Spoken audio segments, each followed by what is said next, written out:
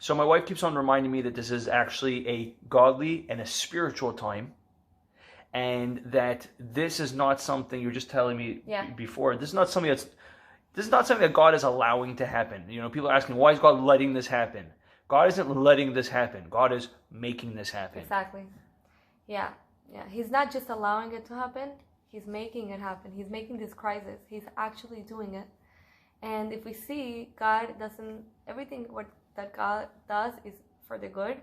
And he keeps creating the world every second. You know, what we always think and what we always feel is that God created the world and that's it, and he left, you know. But it's not true.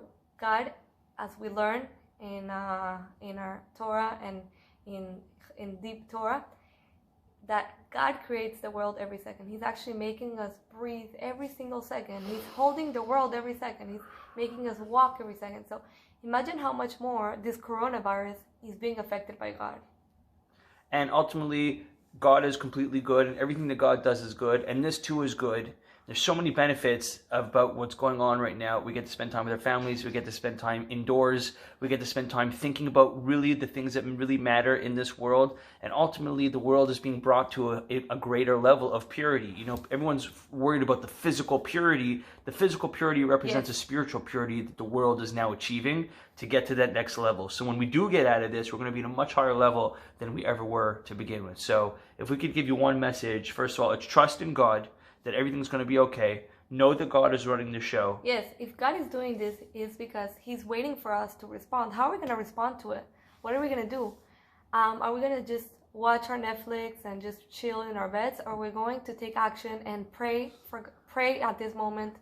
Do a good deed. Call your mom. Call your like relatives that you haven't called before and have a connection with. This is the time to come forward, come out of yourself, and connect to your family, connect to your kids, connect to your husband, and have a deep connection with God. You know, I noticed Netflix is getting a lot of hate during this whole thing. Is it? Yeah, everybody's saying don't watch Netflix. I never heard, you know, before Corona, you would think it's the opposite. Before Corona, Netflix was everything. And now Netflix, everyone's hating on it because, like, it's that's like the ultimate isolation when you're staring at your phone under your covers and watching something. Yeah. That's real isolation. Leaving your family, leaving everything, and you're not in this world. You're in a different world. And this is the contrary of this, all about connecting with your husband and your kid. And at this, like 2020, we are able to connect to the whole world because of technology.